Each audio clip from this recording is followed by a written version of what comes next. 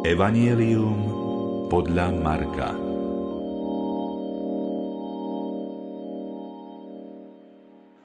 Prvá kapitola. Ján Krstiteľ. Začiatok evanjelia Ježiša Krista, Božieho syna. Ako je napísané u proroka Izaiáša: Hľa, posielam pred tvojou tvárou svojho posla, aby ti pripravil cestu. Hlas volajúceho na púšti: Pripravte cestu Pánovi, vyrovnajte mu chodníky.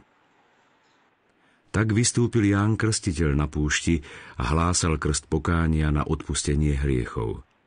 Prichádzala celá judská krajina i všetci Jeruzalemčania. Vyznávali svoje hriechy a on ich krstil v rieke Jordán. Ján nosil odev z ťavej srsti a kožený opasok okolo bedier.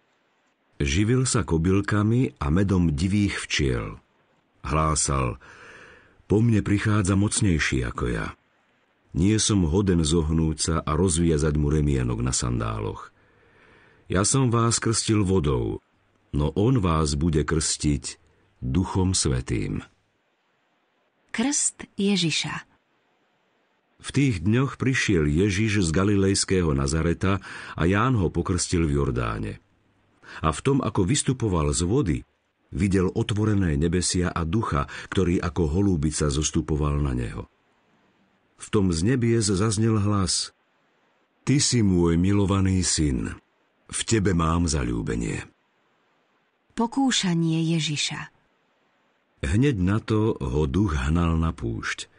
Na púšti bol 40 dní a Satan ho pokúšal. Žil medzi divou zverou a anjeli mu slúžili.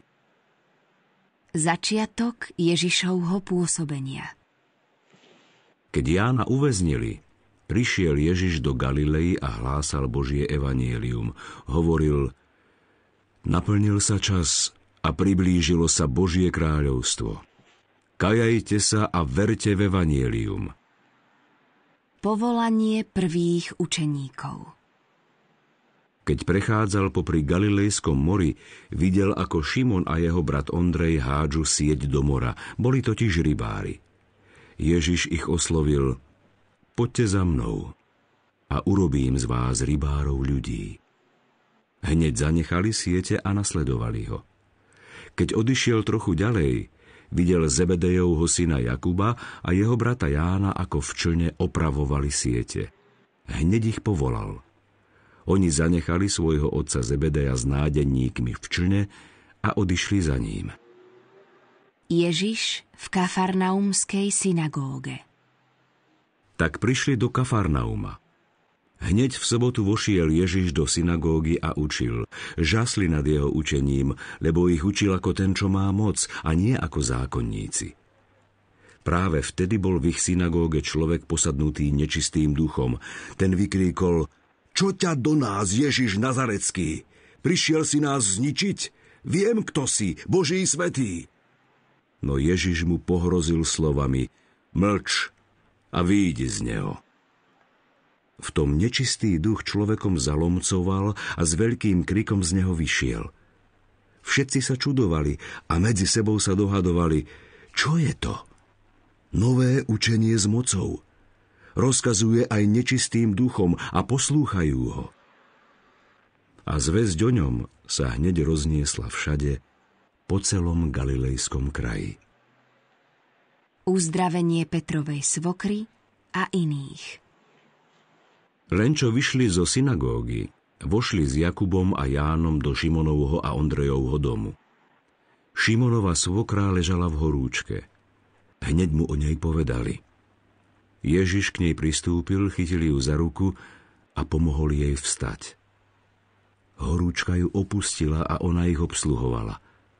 Keď slnko zapadlo a nastal večer, prinášali k nemu všetkých chorých a posadnutých zlými duchmi. Celé mesto sa zhromaždilo pri dverách.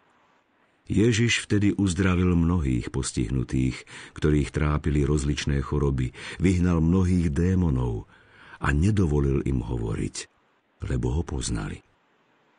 Cesta po Galilei. Nad ránom, zavčasu ešte za tmy, vstal a vyšiel von. Odišiel na osamelé miesto a tam sa modlil. Šimon a tí, čo boli s ním, sa ponáhľali za ním. Keď ho našli, povedali mu: Všetci ťa hľadajú. On im povedal: Poďme inde, do blízkych mestečiek, aby som aj tam kázal, veď na to som prišiel. Chodil po celej Galilei, kázal v ich synagógach a vyháňal démonov. Uzdravenie malomocného. Tu prišiel k nemu malomocný a na kolenách ho prosil: Ak chceš, môžeš ma očistiť. Ježiš sa nad ním zľutoval, vystrel ruku, dotkol sa ho a povedal mu: Chcem, buď čistý. Jeho malomocenstvo hneď zmizlo.